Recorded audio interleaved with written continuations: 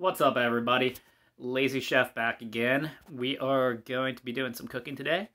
It is gonna be a corned beef and cabbage chowder. So, yeah, let's get weird. All right, we're starting off with a 2.5 pound corned beef brisket. Rinsed off all of the brine, otherwise it'll be really salty. And we just rubbed it down with the seasoning packet.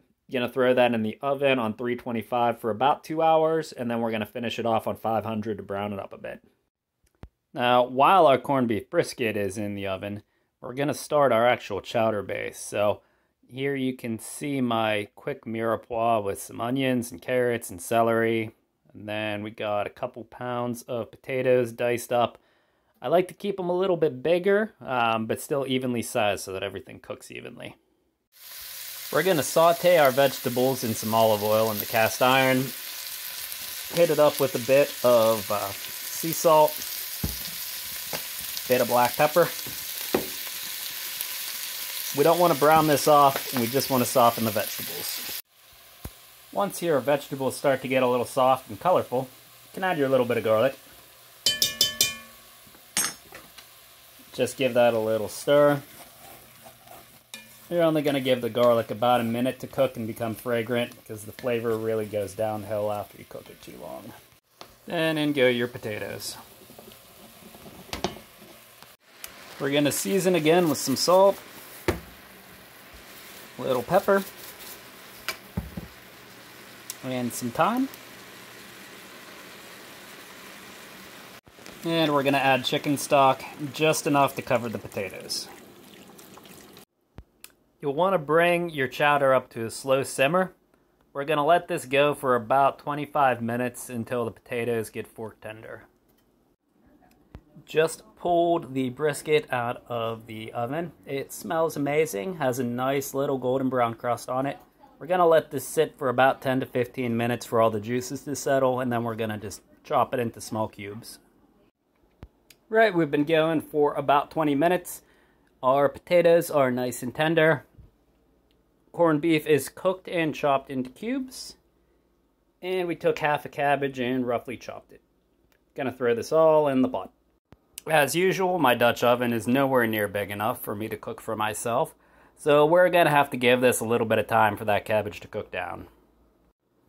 So while our chowder steams away on low and cooks down that cabbage, I'm going to start our roux.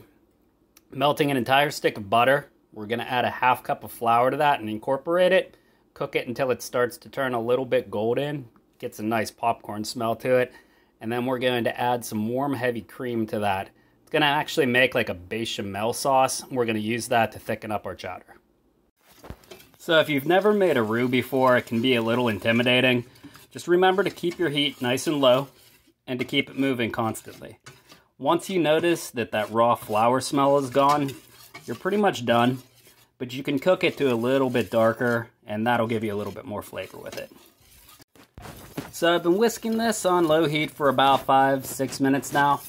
It smells a lot like popcorn, but it still has this nice light color. This is what's called a blonde roux. If you were making something like gumbo, you'd want to get this a lot darker so that it looks like chocolate or peanut butter.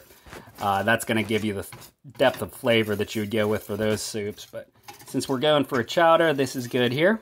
I'm just going to add in the cream and whisk that together to incorporate. Now don't worry if your roux turns out too thick. You can always just add some hot water and whisk that in until you get the consistency that you want. Right now I got a nice creamy base, and that's going to really thicken up the chowder. So I obviously should have used a larger pot. Just because I'm limited on how much space I have to stir this, I'm actually going to transfer a lot of the broth to my roux and mix that together, and then transfer it back to the pan that I don't have any room in.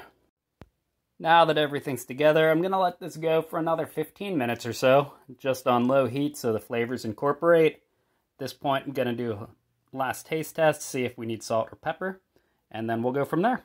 So I've given the chowder about 15 minutes for the flavors to set up. It's nice and rich and creamy. Let's give it a taste test and see how it is. Cheers.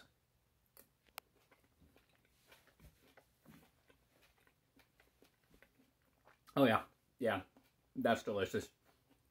Go and make this right now.